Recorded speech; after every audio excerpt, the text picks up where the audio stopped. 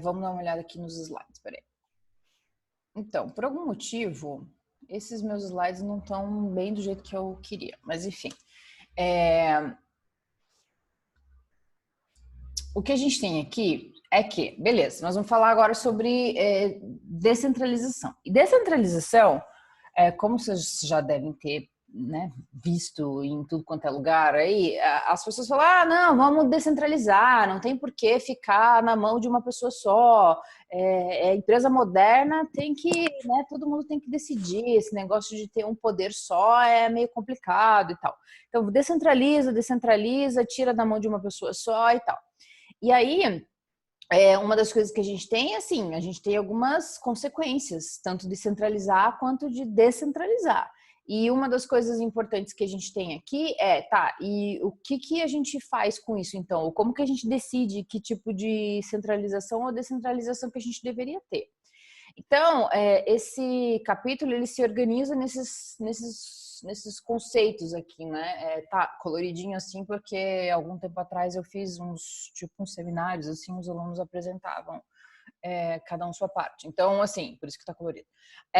Então, assim, por que a gente deveria descentralizar? Porque uma das grandes questões da gestão mais moderna é que, assim, você pega o livro e o livro começa assim, estamos em tempos de mudança, temos que considerar que é um mundo novo, que é um mundo mais aberto, mais orgânico e tal.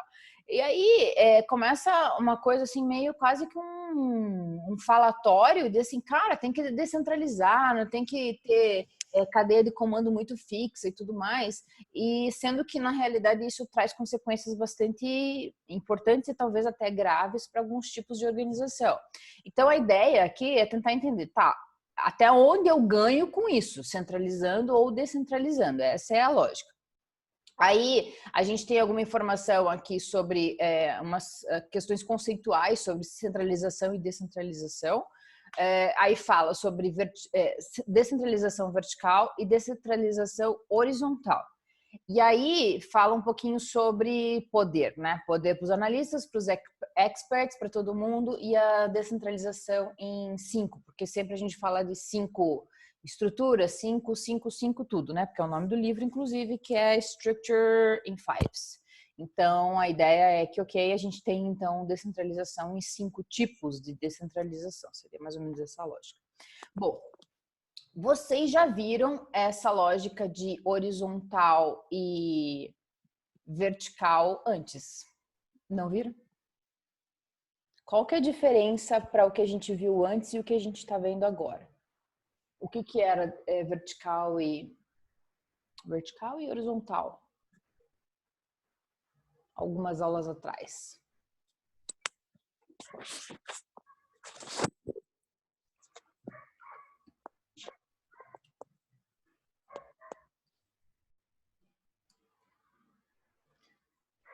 Alô, minha gente, tá bom aí? Especialização, ótimo, Bonato. Especialização e tinha vertical e horizontal. O que era especialização vertical e horizontal?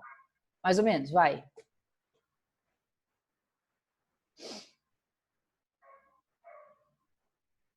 Já é a pergunta para o final da aula, tá? Já fica a dica aí para uma pergunta.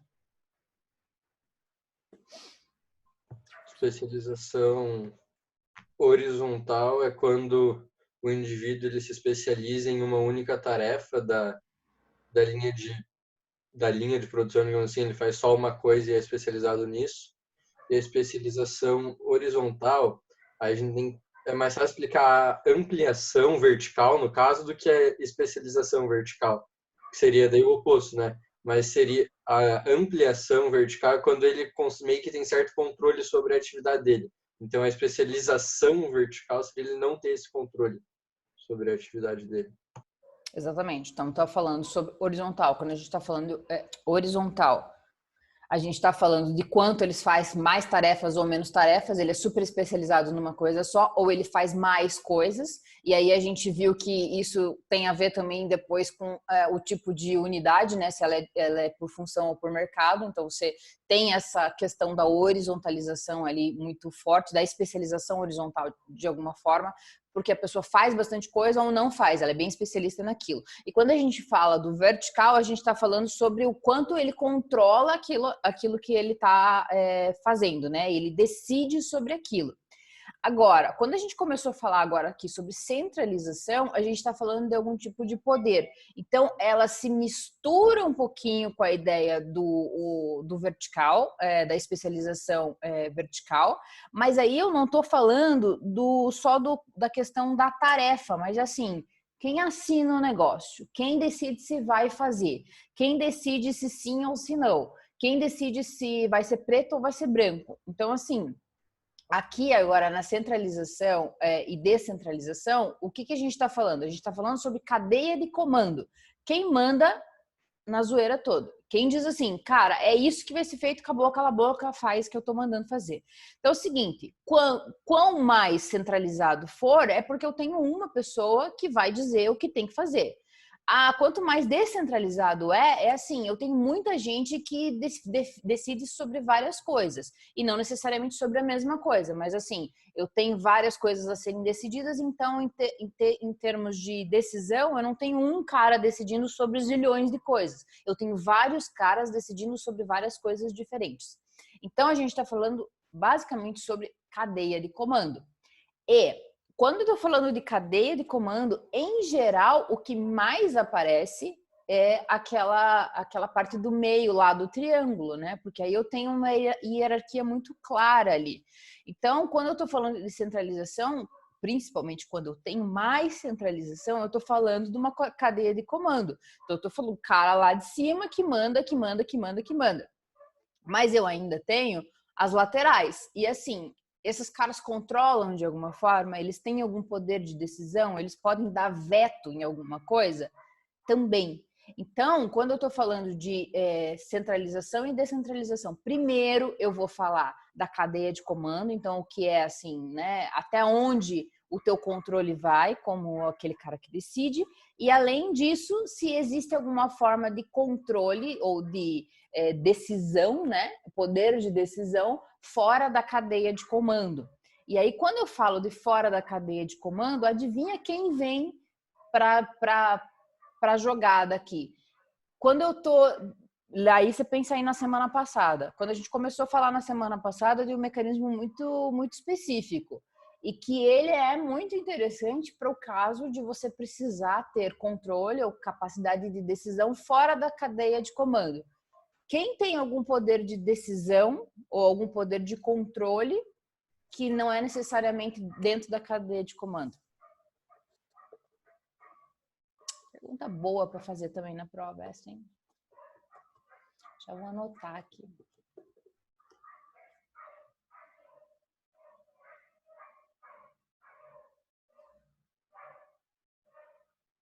Então aí, gente, vocês entenderam a pergunta?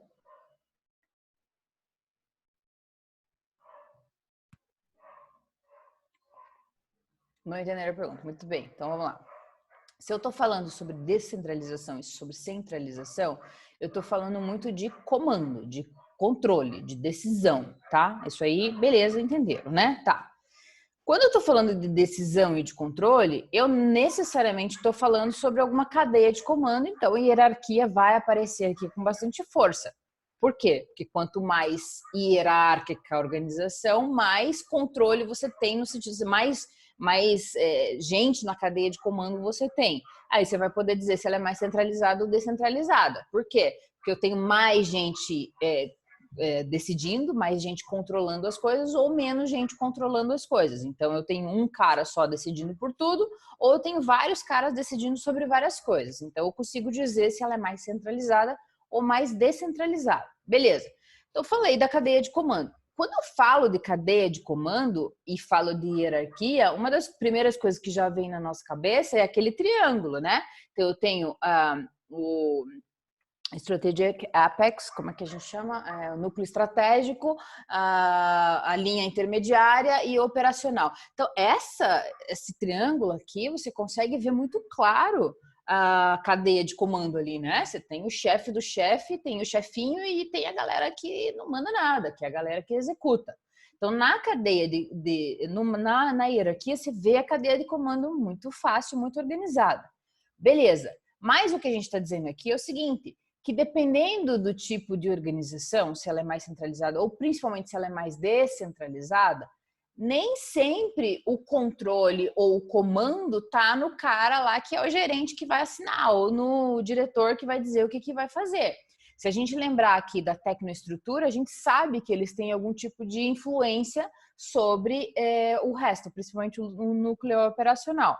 Se eu estou pensando em algum poder de decisão, algum poder de controle fora da cadeia normal de comando que a gente já pensa, que é aquele triângulozinho ali, eu provavelmente estou falando de algum tipo de mecanismo, algum tipo de... como é que a gente usou a palavra semana passada? Deixa eu ver aqui. Peraí. Eu vou falar a palavra certa, vocês vão se ligar do que eu estou tentando dizer. Peraí. Algum tipo de... A gente não usou mecanismo. Tá, devices. Como é que a gente usa em português, gente? Peraí. Em português, a gente usou instrumentos.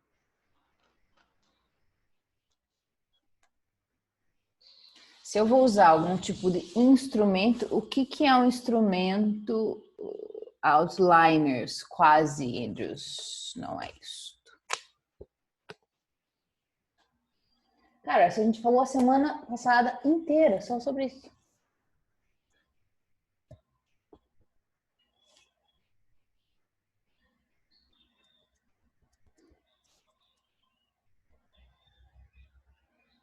Sobre o que a gente falou semana passada? Vocês ainda lembram?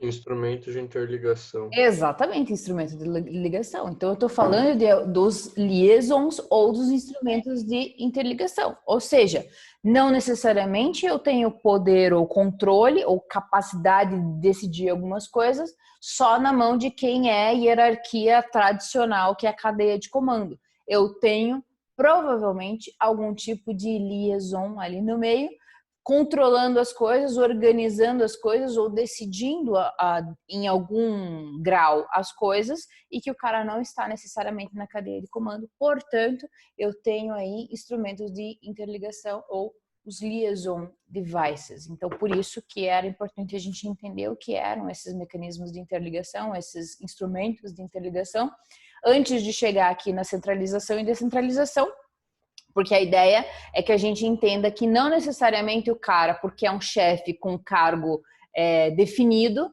que é só ele que decide ou só ele que controla. Ok até aqui?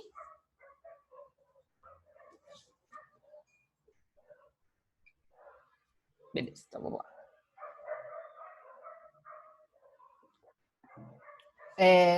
Devices é porque é o seguinte, Andrews, na versão em inglês do livro, a gente usa liaison devices, o nome, e o nome em português é... Calma que eu vou ler para ter certeza que eu vou falar certo. Instrumento de interligação. Então, a tradução de liaison devices ficou instrumentos de interligação. Às vezes eu falo mecanismo, mas assim, são pessoas ou posições que fazem a conexão entre as coisas. E a gente falou dos tipos de interligação que podem ser, né? Então, pode ser uma coisa mais informal e pode ser uma coisa mais formal. Pode ser lá os comitês e tal. Era basicamente o que a gente estava discutindo na semana passada, tá? Você estava aqui semana passada?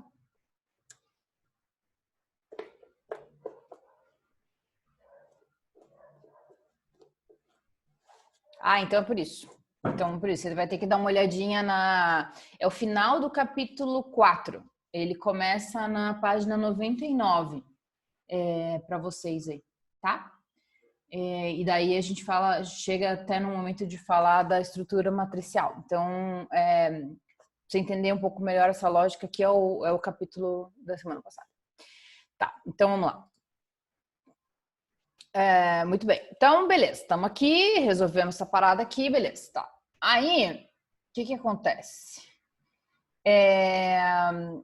Então, quando a gente está falando aqui de centralização, a gente... Deixa eu só ver aqui que eu acho que eu vou querer colocar no outro slide, mas vamos usar esse aqui por enquanto. Então, quando eu estou falando de centralização ou descentralização, eu estou tentando dizer assim, cara, quem que decide esse negócio aqui? Ou quanto o poder está na mão de uma pessoa só, ou quanto o poder é disperso na organização como um todo. Então, assim, se eu pensar num limite, é assim, só uma pessoa decide, o poder está na mão de uma pessoa só. Então, ela seria extremamente centralizada. Do outro lado, eu teria uma empresa totalmente descentralizada. Totalmente descentralizada seria assim, todo mundo manda em tudo. Então, assim, o que eu quero que vocês pensem? Quando a gente pensa em centralização ou descentralização, eu até acho que tem uma coisa aqui que eu deixei aqui. A gente está pensando num contínuo, ou seja, eu tenho mais centralizada e mais descentralizada. E tenho várias opções aqui no meio do caminho. Então, assim, se a gente pensar numa lógica da realidade, eu dificilmente teria uma empresa totalmente centralizada, assim como eu dificilmente teria uma empresa totalmente descentralizada. Porque totalmente centralizada iria dizer que eu tenho um cara que decide sobre tudo e sobre qualquer coisa. E totalmente descentralizada, eu tenho todo mundo decidindo sobre tudo o tempo todo. Então, assim, se a gente pensar numa empresa bem menor, talvez fosse assim super possível, porque daí eu teria um cara que é o dono e ele que decide tudo. E também pequena o suficiente para ter poucas pessoas, ela ser extremamente descentralizada, porque é uma família e todo mundo trabalha junto, tem ali o ajustamento mútuo e ninguém manda em ninguém. Agora, convenhamos que mesmo numa família isso não é tão simples assim, né? Provavelmente tem um cara lá que é o cara que vai decidir sobre o pagamento, outro que vai decidir sobre tal outra coisa, aí eles fecham um pau sobre determinadas coisas, porque assim, essa coisa do totalmente centralizado e totalmente descentralizado é uma coisa bastante difícil de você chegar. Então, o que vocês precisam pensar quando a gente está falando de centralização e descentralização, a gente está falando de um contínuo. Então, eu tenho mais centralizado e eu tenho mais descentralizado. Mas é difícil eu falar totalmente, isso é centralizado, isso é descentralizado. Então, é mais centralizado, é mais descentralizado, tá? Então, assim, essa seria a lógica, assim. Quanto o poder de decisão desce na cadeia de comando. Isso é sobre centralização e descentralização. Quanto eu consigo dizer que existe o poder, ou a poder de decisão para um cara só ou para menos caras, mais centralizado. Quando eu tenho mais dispersão em toda a empresa, eu estou falando de uma empresa mais descentralizada. Essa seria a lógica. Então, aqui está a explicação, sabe? A conceitualização do negócio. Então, assim, eu tenho um poder sobre as decisões da organização e, assim, quem que tem o poder para decidir as coisas? Então, aparece o negócio lá, estourou o cano. Quem vai decidir se vai consertar ou não vai consertar? Quem vai decidir se vai pagar ou não vai pagar? Vamos criar um produto novo. Quem vai decidir se vai criar o produto novo? Ou quem vai decidir qual é o produto novo? Quem vai decidir qual que é o preço do produto novo? Quem vai decidir como que vai ser a distribuição desse produto novo? Então, a gente está falando do poder de decisão sobre determinada coisa. Então, assim, por mais que as pessoas tragam opções de coisas, tipo, vamos fazer isso, vamos fazer aquilo, o que você acha daquilo? Eu fiz uma pesquisa sobre isso e tal. Quando eu estou falando de centralização e descentralização, eu estou dizendo basicamente o seguinte: alguém vai decidir se sim ou se não. Essa pessoa ou esse centro de comando, essa coisa do poder mesmo, de decisão, é o que define a centralização ou descentralização. Então, assim, se a gente pensasse em centralização como, assim, o que é centralização? É que o poder estaria em um ponto específico, provavelmente uma pessoa, e significa que todas as decisões estariam na mão dessa pessoa. Então, seria totalmente centralizado. Totalmente descentralizado seria que o poder está disperso na organização como um todo. Então, todo mundo decide alguma coisa em algum momento sobre algum tópico. Então, isso seria descentralização, tá? Então, assim, esses são os dois lados, de novo, como eu disse para você, do contínuo. Então, lembra disso daí, que isso é importante. Eu tenho mais centralizado e eu tenho mais descentralizado, tá bom? Aí, eu tenho aqui algumas razões para... Beleza, então por que eu vou descentralizar? Então, uma das coisas assim que ficou muito claras nos estudos organizacionais é que teve mais para o princípio, digamos assim, a coisa do cara, eu decido, você executa, sempre foi muito mais forte, né? Então, se vocês pensarem na lógica, principalmente ali de revolução industrial, então a gente está falando do momento em si que a indústria ou as organizações ficam mais parecidas com o que a gente conhece hoje. Então, saindo daquele momento ali de uma coisa mais artesã, uma coisa mais assim, a família faz, ou tem a família do sapateiro, a família do cara que faz blusa, a família do cara que não sei o quê. E aí, em determinado momento, eu começo a ter a industrialização. Então, eu começo a ter organizações de um porte maior e aí numa lógica muito mais assim de divisão do trabalho. Então, você começa a ter ali a galera Taylor, Fayol, você começa a vir com essa movimentação, né? Então, principalmente ali depois da guerra, da Revolução Industrial. Então, você tem muito essa lógica da organização fabril, da organização mais industrial do jeito que a gente conhece hoje. Então, quando começa essa coisa ali, os caras percebem rápido, assim, olha, eu preciso de uma cadeia de comando mais clara. E já que eu consigo produzir essa lógica mais de linha de produção, mais assim, tipo, especializar o trabalho horizontalmente, eu tenho, assim, o cara que fica executando a mesma coisa sempre. Então, esse cara não é um cara que decide, esse é um cara que executa. Então, se você pensar nisso, você tem uma tendência a naturalmente centralizando, dizendo assim, cara, você executa e eu penso. Então, nesse momento, a gente começa a ter muito forte, né, nas indústrias, o pensamento do cara que é o estrategista, que é o cara que decide como que a organização vai ser, e o cara que executa, ele não pergunta, ele executa. Então, a gente teve uma tendência muito forte para a centralização. E aí, de uns tempos para cá, começou a ficar meio assim, cara, mas isso, né, a gente precisaria descentralizar, porque é um pouco absurdo você deixar o cara simplesmente sem pensar, sem definir, sem decidir. Então, a gente precisaria descentralizar, porque seria uma empresa seria mais moderno, né, você ter isso desenvolvido na cadeia como um todo.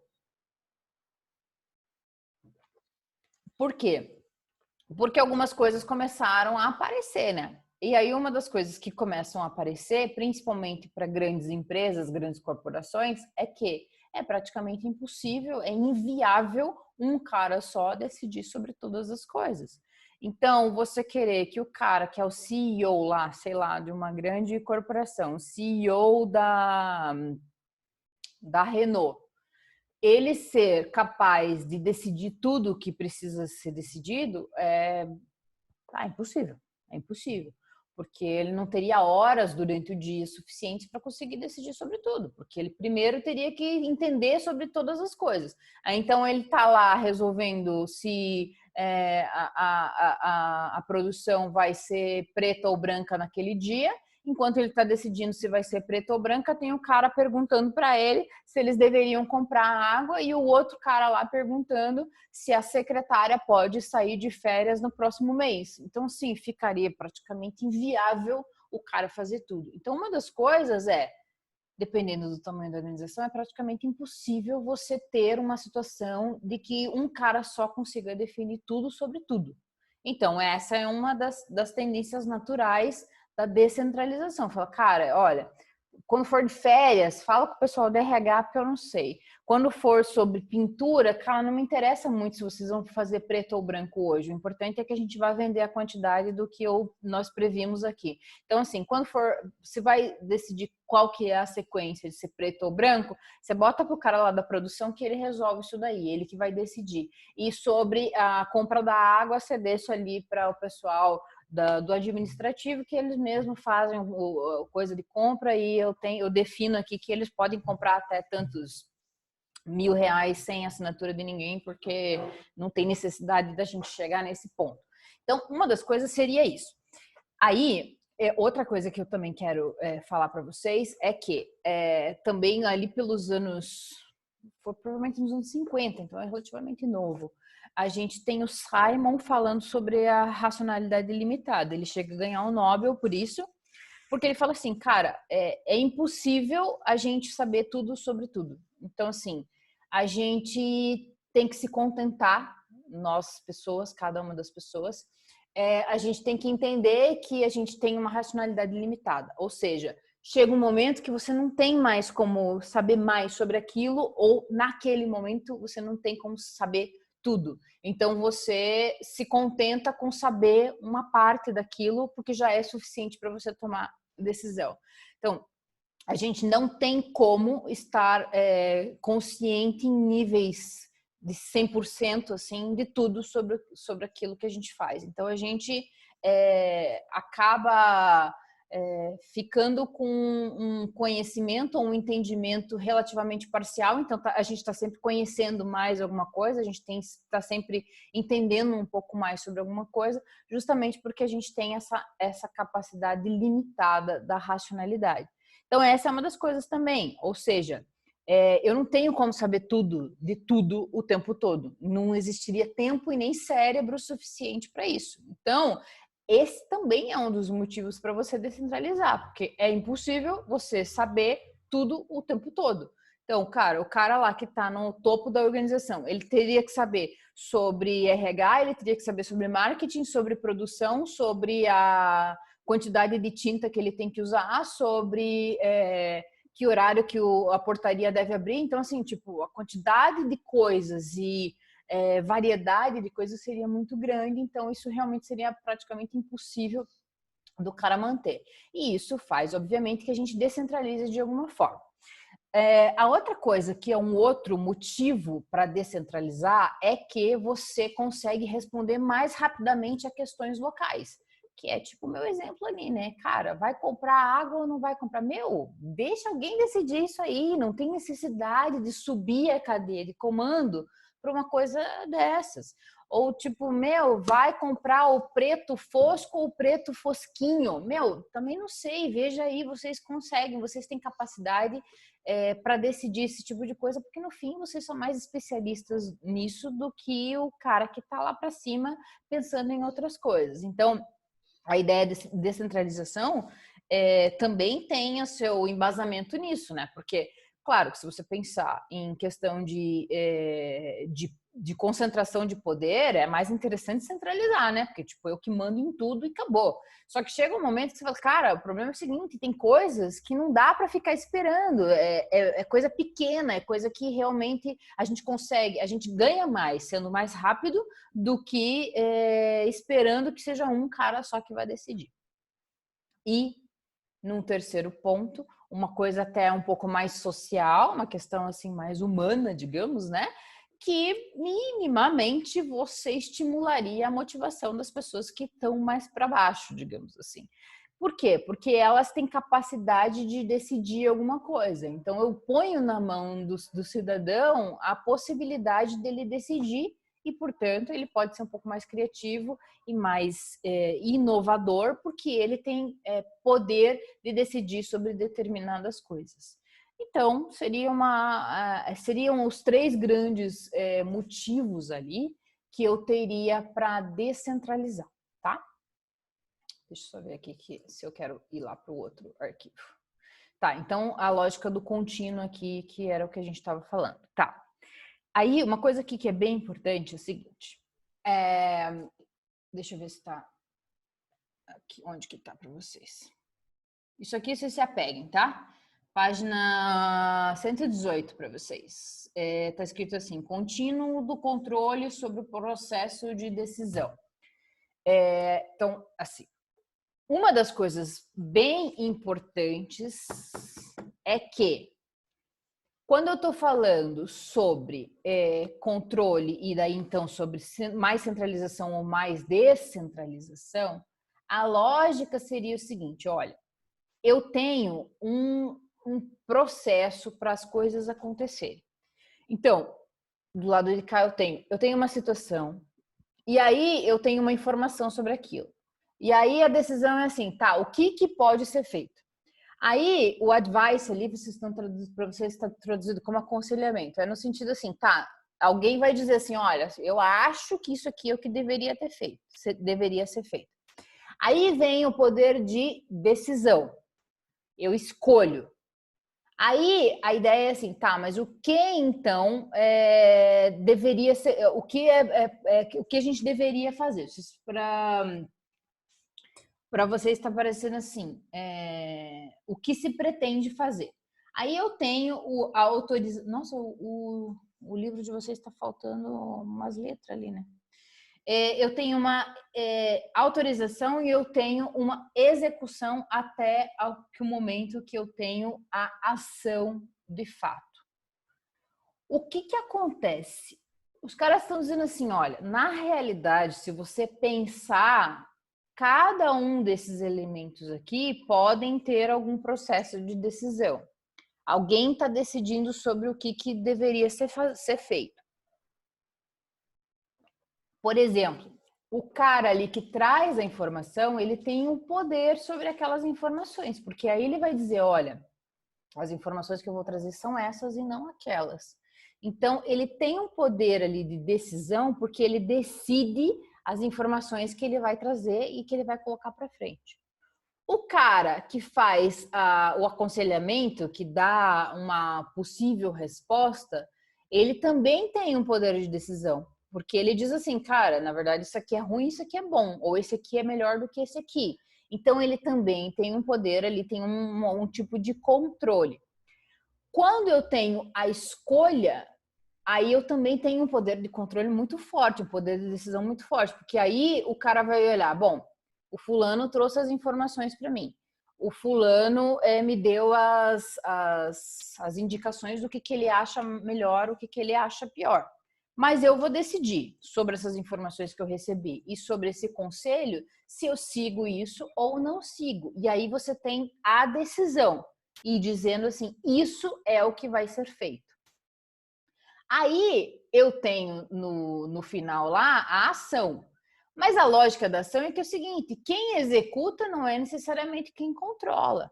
Então, quando eu estou falando da ação em si, não é a ação necessariamente que está sendo controlada, mas a decisão de quem decidiu qual que vai ser a ação. Então, eu tenho um processo anterior à ação. E isso é importante, por quê? Porque aí eu estou vendo assim que tem processos de decisão e de algum tipo de controle na cadeia toda da decisão antes da execução acontecer, antes da ação acontecer, tá? Então, esse contínuo que a gente tem ali, que está para vocês na página 118, é essa lógica. Eu tenho pontos de controle, pontos de decisão. Por isso que a gente estava falando que é difícil você dizer que uma empresa é totalmente centralizada e totalmente descentralizada. Por quê? Porque você tem todo esse movimento aqui, né? Você tem um movimento em que existem capacidades de controle ali no meio do caminho que precisam ser consideradas. Então, isso é uma coisa importante para a gente entender, que cada etapa de um processo de decisão, ele tem momentos menores ou maiores de decisão, de controle, inclusive do cara que traz as informações. O cara vai dizer, olha, eu vou mandar essas informações e não vou mandar essas informações. Essa curadoria de informação já é uma forma de controlar ou de decidir alguma coisa. E aí, a gente está falando, a gente vai começar a falar um pouquinho sobre centralização ou descentralização, no caso, vertical. Deixa eu só ver se vocês estão tudo vivo aí. Peraí.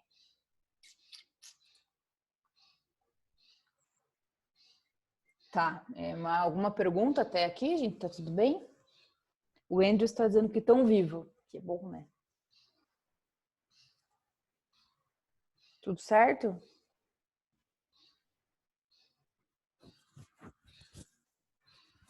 Tô recebendo e-mail ali. Tudo certo, gente? Beleza. Tá, então assim, deixa eu ver se a gente passa aqui essa parte desse. Acho que sim. A gente passa essa parte aqui. Aqui. Aí, tá, beleza. Resolvemos o problema do que é centralização e descentralização, entendemos, beleza, estamos felizes. Aí, óbvio, né, o cara tem que dificultar um pouco nossa vida. Ele falou, olha, então é o seguinte, tem descentralização vertical e tem descentralização horizontal. Então, assim, eu já vou dar a dica de antes, tá? Cuidado para não misturar com especialização. As duas têm alguma coisa entre elas têm alguns tópicos que são semelhantes entre elas, mas são coisas diferentes, tá? Então, assim, lembra que quando a gente estava falando da especialização é quanto o cara faz mais ou faz menos e sobre o processo dele de controlar aquilo que ele faz ou não, tá? Essa é a especialização. Agora a gente está falando de descentralização. Então, falando também de descentralização vertical e descentralização vertical e descentralização horizontal, tá? Então, assim, a descentralização vertical é cadeia de comando, é o que eu estava falando para vocês antes. É assim, pensa no triângulo, tá? Cara, se você olhar a hierarquia de uma organização, se você olhar lá o organograma, você já vê a descentralização ou centralização vertical. Você vai ver quanto o poder, esse poder de decisão, desce na cadeia de comando, na cadeia de autoridade. Então, assim, até onde esse poder deveria descer? Até que momento o poder de decisão desce nessa cadeia de comando? Então, assim, obviamente, se você pensar no organograma, o cara que manda mais, entre aspas, seria o cara que está no topo da cadeia.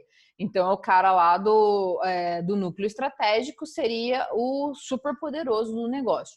A ideia é quanto esse poder desce na cadeia de comando. Então, assim, descendo bastante, você tem mais descentralização vertical. Não descendo, você tem mais centralização, ou você não tem tanta descentralização vertical, tá?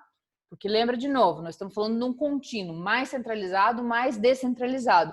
Por isso que a gente não está falando centralização e descentralização, a gente está falando descentralização vertical. Quão mais descentralizada a organização é. Então, quanto o poder deveria descer e quão longe na cadeia ele deveria descer. E como que você controla essa delegação de poder? Eu coloco isso dentro da cadeia de comando, eu digo assim, cara, então é o seguinte, como é que eu vou decidir até onde o cara pode ir? Até onde ele pode decidir? Por causa do cargo, eu falo, ó, então você é gerente de produção, você pode decidir isso, isso e isso, e aqui você não decide mais. Então, se a gente vai vender na África ou se a gente vai vender na Ásia, não é problema seu. O que você tem que decidir é sobre produção. Sobre produção, o que você pode decidir? Você pode decidir se naquele dia vocês vão produzir X ou Y. Mas é uma localização de quanto ele pode decidir, porque eu tenho que controlar, né? Alguém que está para cima vai controlar esse poder de decisão dele. E aí eu queria, deixa eu ver aqui. Eu queria o outro aqui. Deixa eu ver. É esse aqui. Então, esse aqui tá um pouco mais...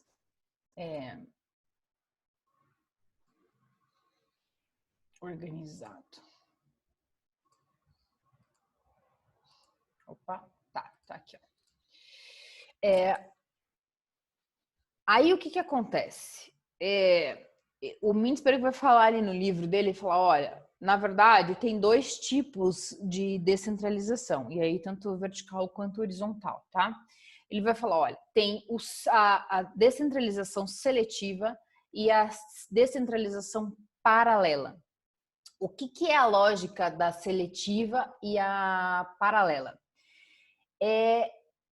A seletiva seria o seguinte, eu tenho um poder de diferentes tipos de decisão em diferentes áreas. Então, a descentralização seletiva seria mais ou menos como nesse exemplo que eu dei para vocês, tá? Eu tenho assim, ó, sobre produção, é o cara da produção que vai responder. Sobre marketing, é o cara de marketing que vai responder. Sobre vendas, é o cara de vendas que vai responder. Então, eu tenho uma descentralização seletiva, ou seja, a decisão que eu tomo, ela vai ser dispersa em diferentes lugares por causa da especialidade dessa decisão. Então, essa seria a descentralização seletiva. A paralela eu estou tentando pensar num exemplo prático aqui para facilitar a coisa. Deixa eu até ver se não tem um exemplo aqui que eu acho que eu até tinha visto um exemplo aqui do aqui, ó. Contínuo, tarará, descentralização seletiva. Tinha um aqui que tinha um exemplinho para facilitar o nosso entendimento. Deixa eu só ver onde que tá. Descentralização vertical, seletiva, horizontal. Então tem que estar antes disso aqui. Eu tenho ele em inglês. Onde que tá isso aqui? Eu vou achar o exemplo aqui para facilitar um pouco o nosso entendimento.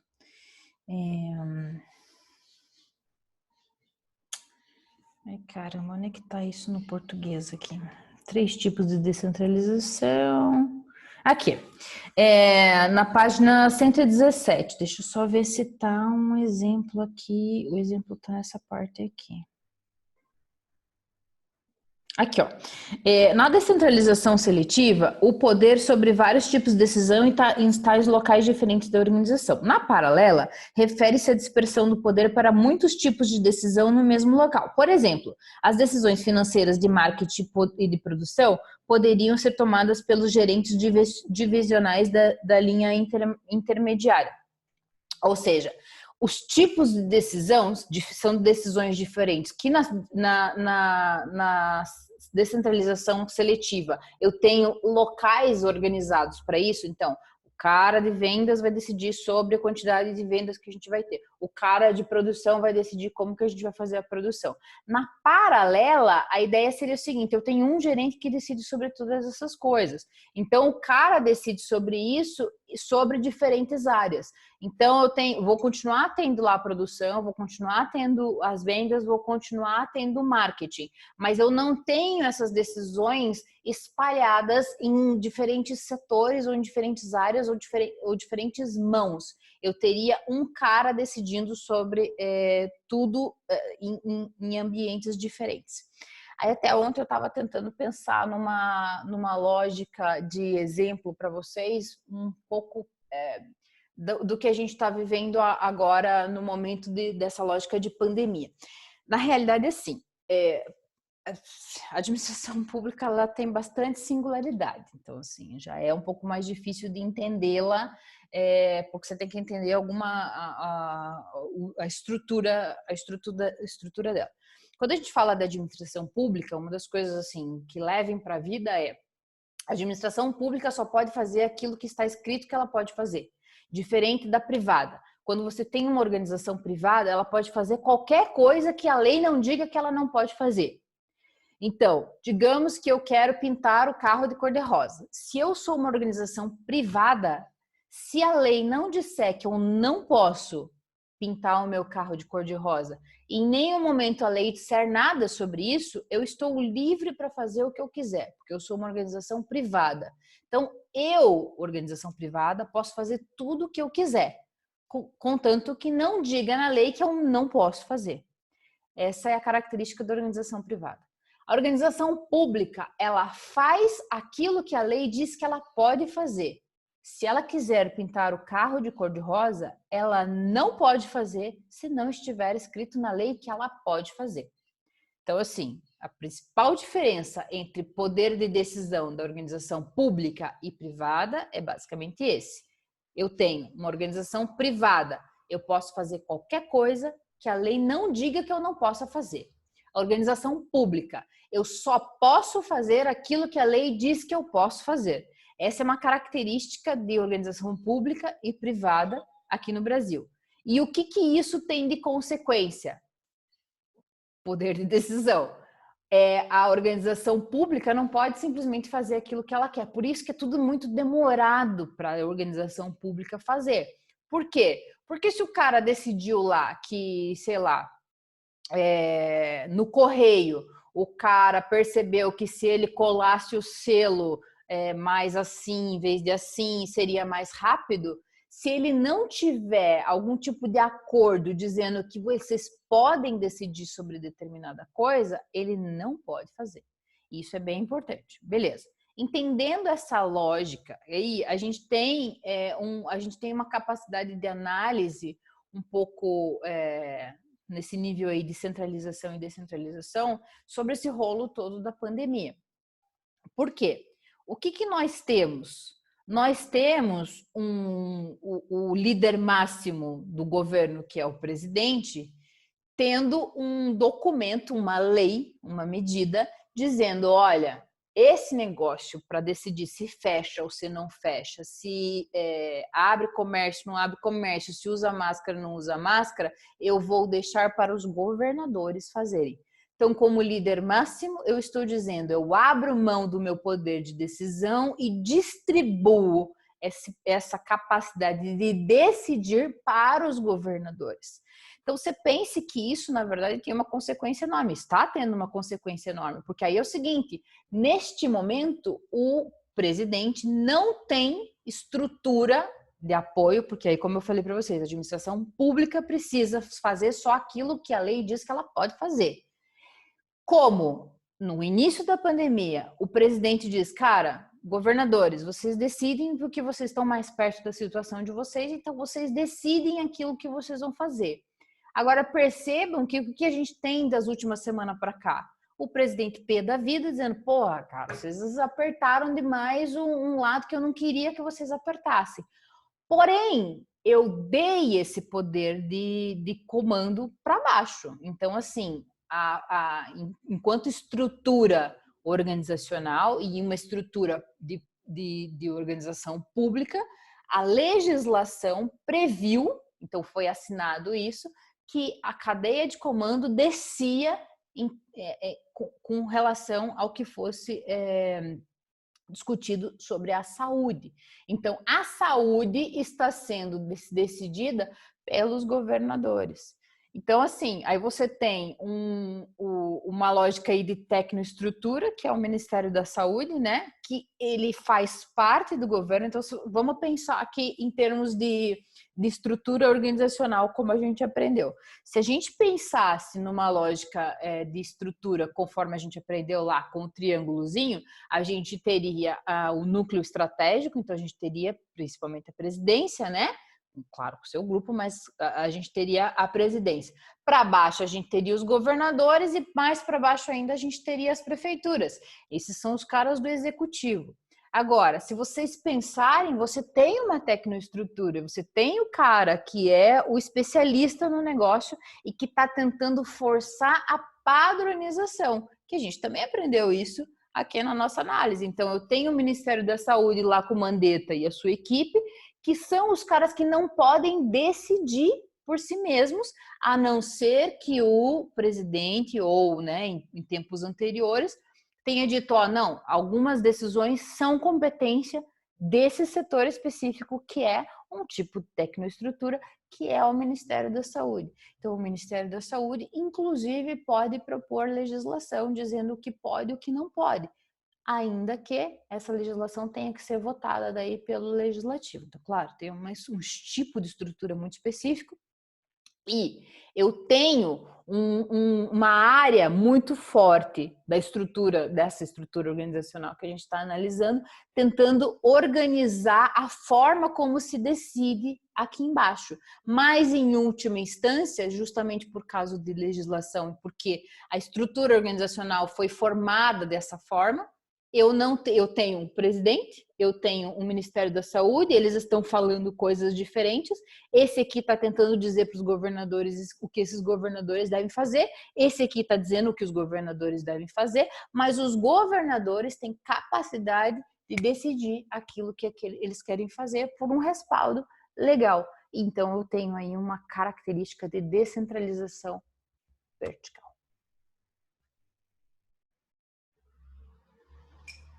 Luciana Godry para o Jornal da Globo. Entenderam? Faz sentido?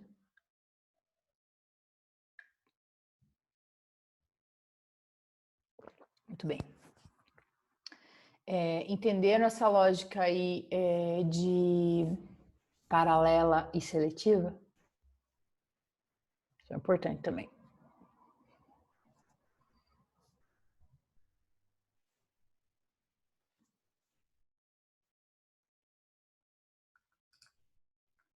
Sim, muito bom, muito bem. Como que vocês são todos inteligentes, né, gente? Deixa eu só ver aqui. Tá, seletiva vertical, tá aqui, já foi. Tá, então a gente falaria um pouquinho mais sobre cada um dos tipos, beleza. Tá, vamos fazer o seguinte, então, eu quero falar um pouquinho ainda sobre descentralização horizontal, que vocês vão entender rapidinho.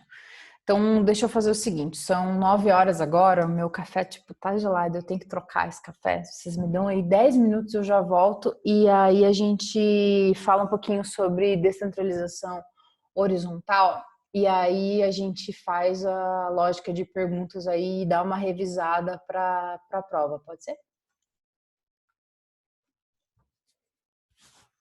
Deixa eu parar aqui, fazer uma pausa.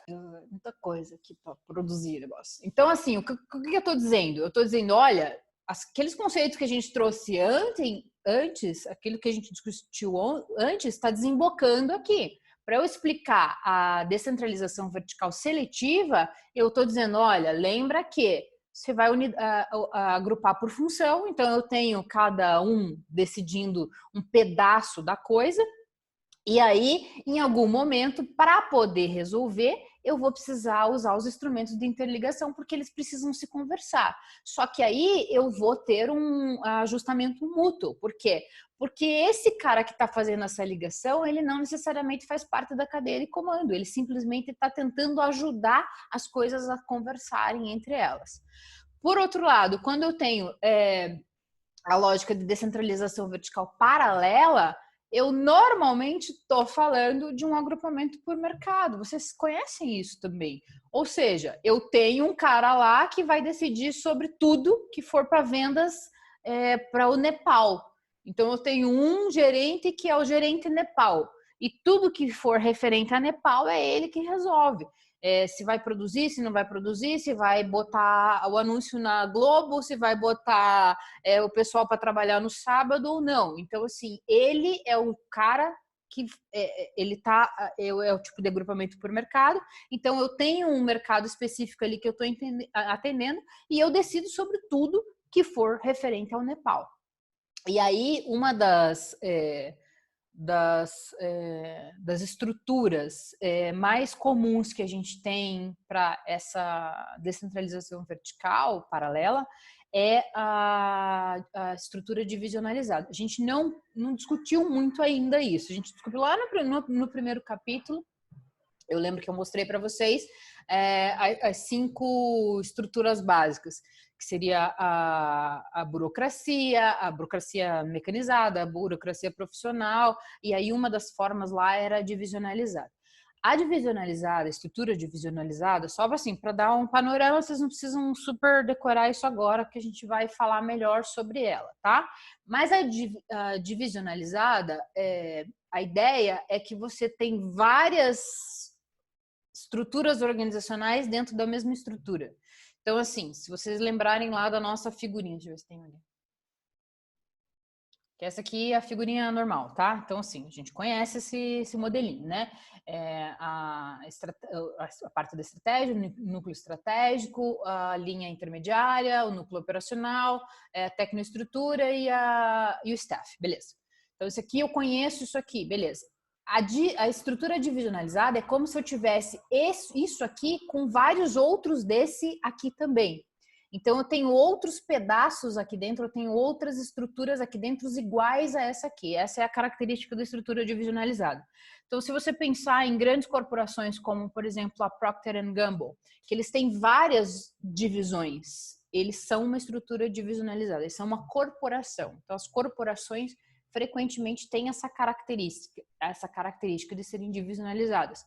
A Estée Lauder, que é dona do L'Oréal, dona da Lancôme, ela é dona de todas praticamente as indústrias de cosmética, é dela.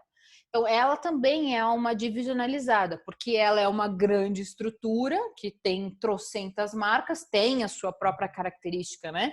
Tem o seu CEO, tem os seus caras grandes lá, mas dentro dessa estrutura você tem outras estruturas com a mesma quase complexidade. Então, você tem grandes indústrias dentro da mesma indústria, seria mais ou menos essa lógica.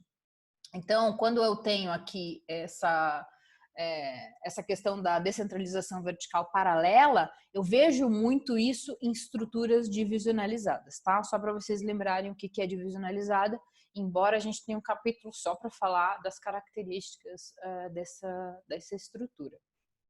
Então, assim, se eu estou falando que o tipo de unidade, o tipo de agrupamento que eu tenho mais comum é o de mercado, o que acontece? E até por ser característica da estrutura divisionalizada, cada parte ela é praticamente autônoma, né? Porque ela decide praticamente tudo que ela precisa decidir para ela.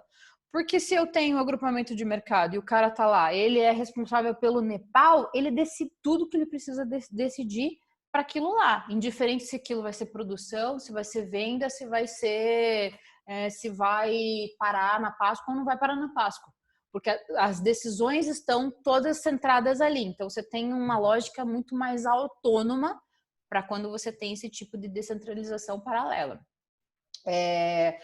Claro que você tem ainda, né, os grandes CEOs, os grandes caras que são os que definem as coisas de maior porte. Então, mesmo numa corporação, numa divisionalizada, você tem o cara que é o super superior da coisarada toda, né? Mas ainda assim você tem uma lógica de muito mais autonomia para baixo. E uma das coisas é que vocês sabem disso também. Então, assim, o que eu tô querendo chamar a atenção nós estamos trazendo conceitos de coisas que a gente já discutiu, então não são coisas novas, não tá aparecendo novidade aqui para vocês. Vocês sabem que quando é agrupamento de mercado, eu tendo a usar um mecanismo de controle de desempenho, porque eu não consigo decidir o que o cara faz no 1 a 1 ali, faz isso, depois faz aquilo. É assim, filho, vende para mim 1000 unidades. Como que você vai fazer não é problema meu. O importante é que você me mostre desempenho. E vocês sabem disso. Por quê? Porque o agrupamento por mercado é a característica dele ser assim. Então, na verdade, a gente só está trazendo coisas que vocês já sabem e organizando aqui, falar, presta atenção que quando eu estou falando de descentralização vertical paralela, eu estou falando de agrupamento por mercado e eu estou falando, por consequência, de controle de performance e controle de desempenho, porque é isso que dá para fazer nesse tipo de agrupamento. Então, só assim, não fiquem desesperados, porque não é coisa nova, não é coisa que vocês não sabem, vocês sabem, é só organizar, é costurar o pensamento, é começar a trazer as peças que estavam soltas e montar ela no quebra-cabeça, vocês já sabem isso, é só organizar dentro de um conhecimento novo. Então, agora eu estou falando de descentralização vertical, tá?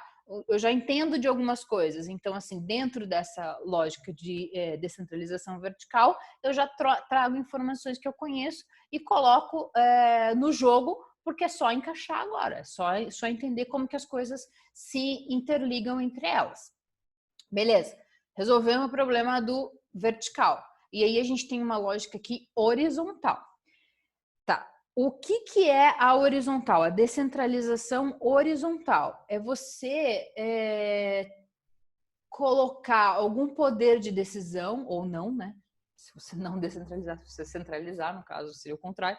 Então, assim, é você dar algum poder de decisão para aqueles que não estão exatamente na cadeia de comando, que é o que a gente estava discutindo no horizontal, no vertical. Então, o horizontal é assim, tá? Eu tiro um pouco do que está, se eu for descentralizar, eu tiro um pouco da capacidade do gerente oficial de decidir, de poder de decisão, e coloco para aqueles que não são necessariamente gerentes daquela cadeia de comando organizada. Quem que eu estou chamando aí de não gerentes? Porque aí eu estou falando de uma lógica de estrutura oficial da coisa, estou falando lá da hierarquia, do organograma. É a galera do staff, os analistas, os especialistas e os próprios operadores do núcleo operacional.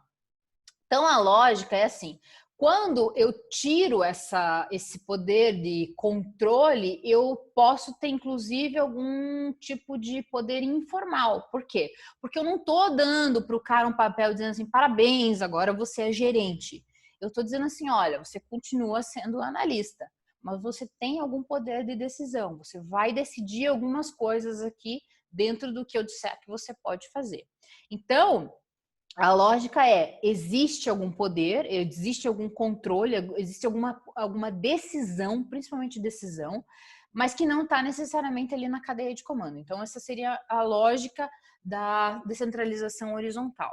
E aí, ele tenta organizar aqui no livro 4 grandes estágios assim para descentralização horizontal.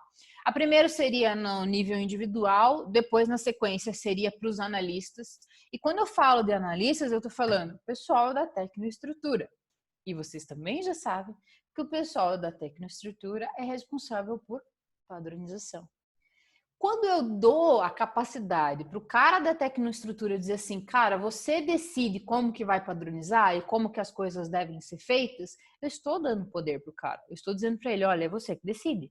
Então, se você disser que tem que botar A antes do B, eu estou dando um poder de decisão para ele. Então, eu estou colocando o poder nos analistas. E os analistas, vocês sabem, eles estão fora da cadeia de comando. Por isso que eu estou chamando isso de descentralização horizontal, porque eu estou mexendo numa questão que não é cadeia direta de comando, mas eu estou trazendo para como poder de decisão caras que não estão nesse alinhamento ali. Eu estou pegando os caras laterais e dando capacidade deles de decidir algumas coisas. No caso dos analistas, o poder de padronizar algum tipo de coisa que vai acontecer dentro da organização.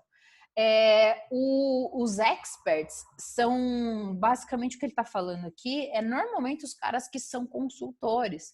Então, eles frequentemente nem fazem parte da empresa, assim, eles não são funcionários da empresa, eles são caras que são contratados pela sua expertise, então o cara é super top, mega blaster em finanças, e aí eu contrato esse cara pelo conhecimento dele, e aí eu tô transferindo um poder de decisão para ele, porque aí ele vai dizer para mim, olha, se vocês, ao invés de comprar essa máquina em 10 vezes sem juros, vocês receberem aqui, sei lá, o desconto, não sei do que, faça isso, porque é melhor comprar essa máquina desse jeito do que daquele outro jeito. Então, eu estou dando para o cara o poder de decidir sobre uma coisa que é da minha empresa, porque ele é um expert e não porque ele é um gerente que tem um papel que ele pode assinar. Então, essa é a lógica dos experts. E o everyone seria, cara, todo mundo pode decidir, então seria uma organização extremamente meritocrática, né? Porque o cara, ele tem alguma capacidade em algumas coisas específicas, então ele seria capaz de decidir. Então, os analistas é aquilo que a gente já falou anteriormente. Os analistas é o pessoal da tecnoestrutura. O pessoal da tecnoestrutura é responsável especialmente por padronizar coisas. Quando eu digo padronizem, seja o que Deus quiser, digam aí o que é para fazer, eu estou dando poder para essa galera. Então, quando eu dou poder para essa galera, eu estou descentralizando horizontalmente. Lembra de novo, vertical, cadeia de comando. Horizontal é para as pessoas que não estão na cadeia de comando, tá? Então não é uma coisa do papel, então o cara não está no organograma lá dizendo não, esse é o gerente, mas ele tem um poder de decisão porque ele está controlando a forma como as coisas serão padronizadas. Então essa é a lógica dos analistas. Professora, Mano. a descentralização vertical, então, ela se restringe ao núcleo operacional ao núcleo operacional, não, a cúpula estratégica e a linha intermediária? E sim, assim, pode ter um núcleo operacional também, né? Que é mais difícil acontecer. Mas assim, E virtualmente seria possível, porque a cadeia de comando ela é muito clara ali, né? Então, eu tenho estratégia, nível médio e núcleo operacional. Se eu virtualmente seria possível eu trazer todo o poder de decisão ou tudo ser decidido por todo mundo, que é essa lógica ali daí da coisa para baixo, né?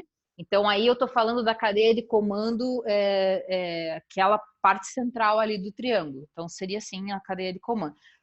Eu teria o núcleo operacional junto, porque embaixo eu poderia ter uma capacidade de decisão também. Assim, é praticamente impossível de ter numa lógica totalmente descentralizada. Mas quando eu estou falando de vertical, eu estou falando principalmente desse meio aí mesmo. Entendi, obrigado. Todo mundo aí?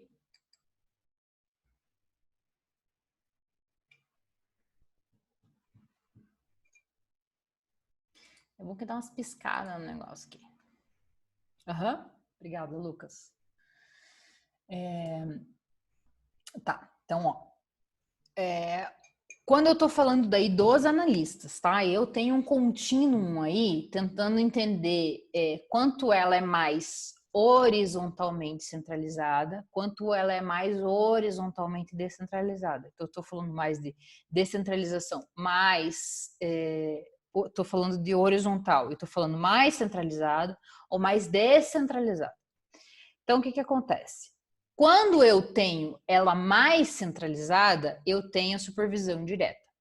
Quando eu tenho mais descentralizada, eu tenho mais ajustamento mútuo. E ali no meio eu tenho as padronizações. Eu tenho a padronização do processo de trabalho, no meio ali das saídas, né, dos resultados, e a padronização de habilidades. Então a lógica seria assim, olha, eu consigo centralizar mais ou descentralizar mais horizontalmente.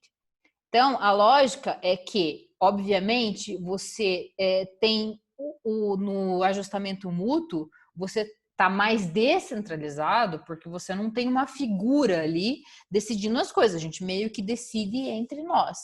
Por outro lado, se eu tenho totalmente uma supervisão direta, eu tenho uma situação de horizontalmente mais centralizado.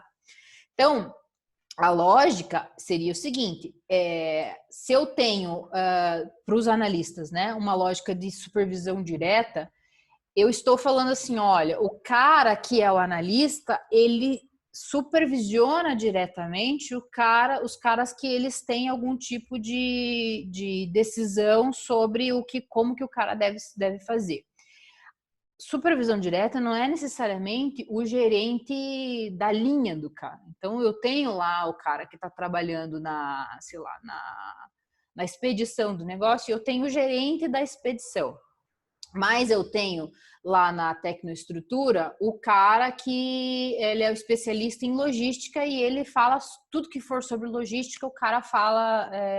Ele tem alguma informação e diz como que a organização deveria funcionar. Então, tem que fazer o papel assim, tem que mandar a via amarela carimbada pelo Papa e depois reconhecida na firma, não sei o que lá. Então, assim, são esses tipos de decisões que ele tem. Então, se eu tenho um cara que eu falo assim, não, ele que decide essas coisas, e aí você tem que perguntar para ele se pode trocar a via amarela pela verde, você tem uma lógica mais de supervisão direta. Então, lembra, quando eu estou falando de supervisão direta ou desses mecanismos de coordenação, eu não estou necessariamente falando que tem que ser a cadeia de comando do organograma lá, da hierarquia, tá?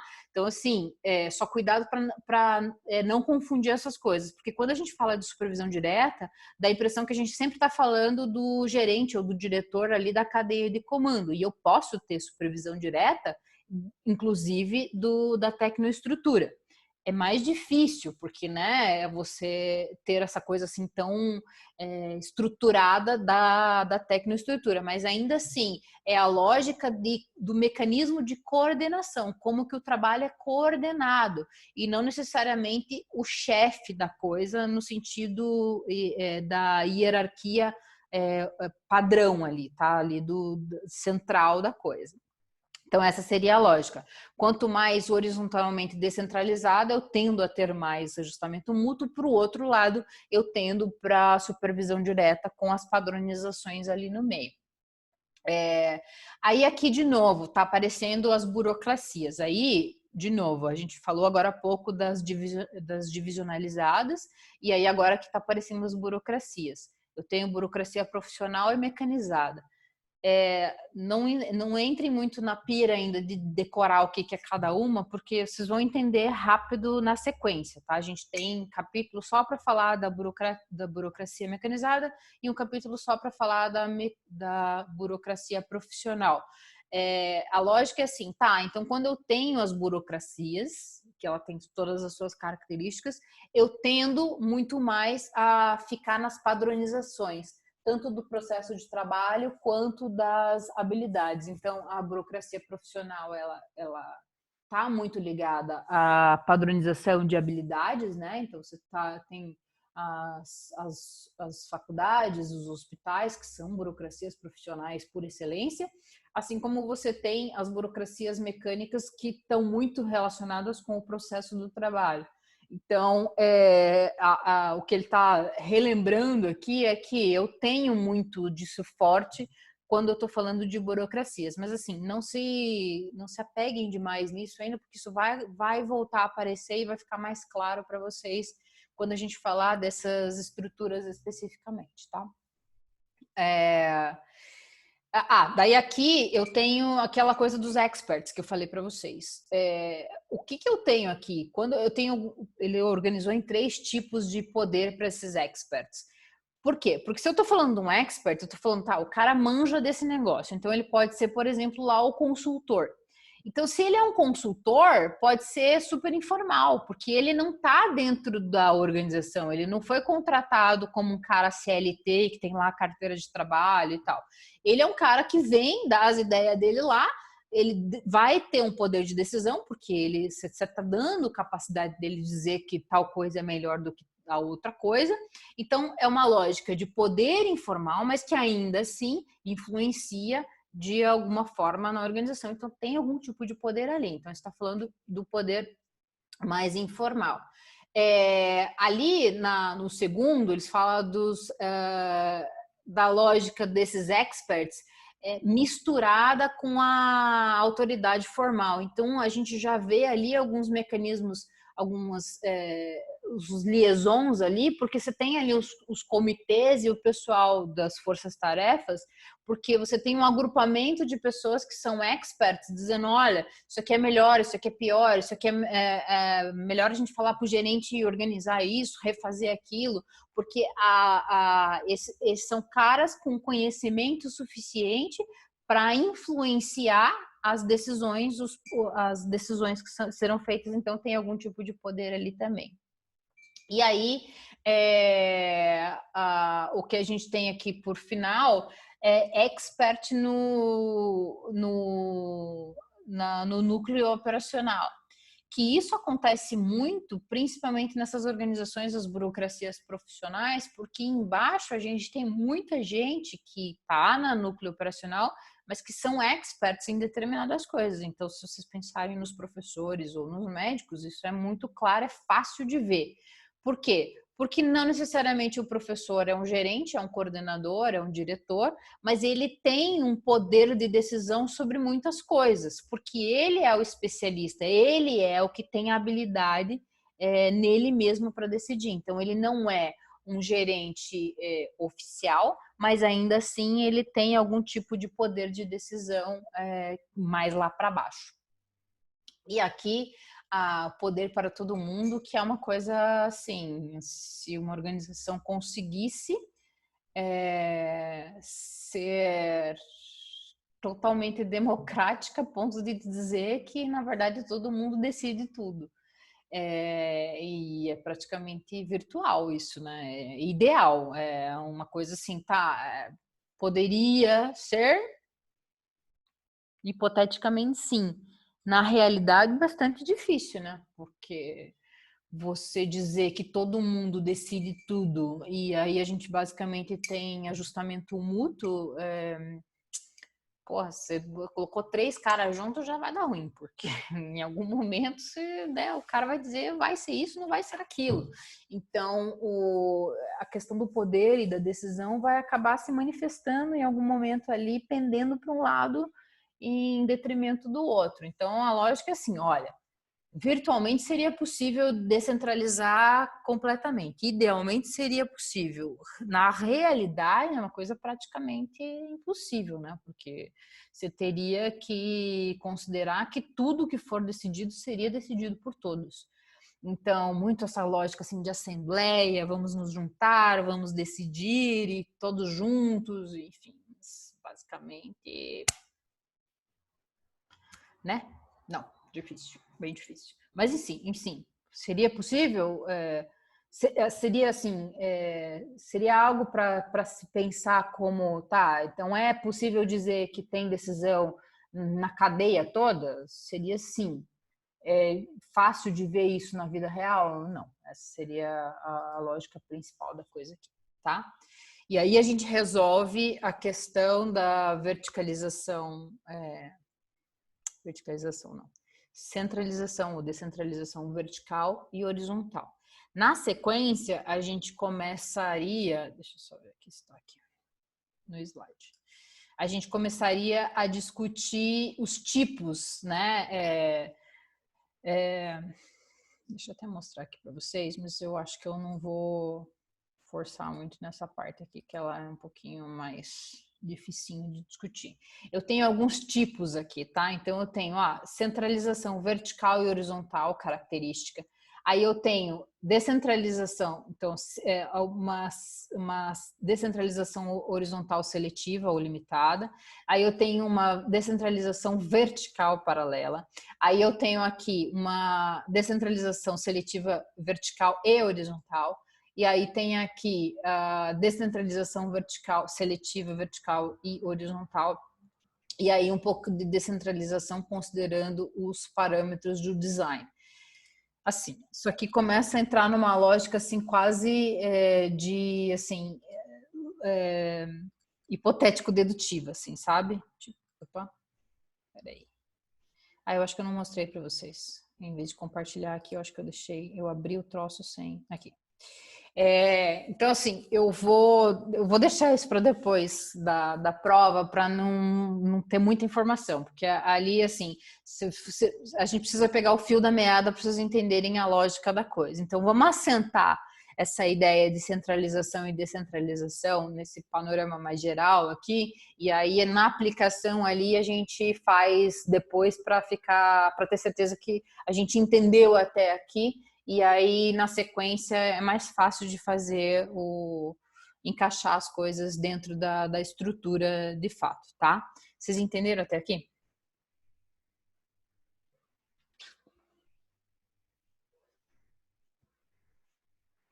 Sim? Tá. Então, vamos fazer o seguinte, eu vou deixar aí, acho que uns 15 minutos para vocês fazerem as perguntas. Eu tenho 12 aqui pessoas, né? Então, acho que 4 grupos, né? Porque tá virando, tipo, os grupos de 7 cada um. Pô, tá tenso, né, velho? Então, vamos lá para 4 pessoas por grupo, tá? Que daí dá 4, 8, 12. É isso? Dá 3 grupos. Pô, 3 seria sensacional, né? 3 pessoas por grupo. 3 grupos de 4 ou 4 grupos de 3, né?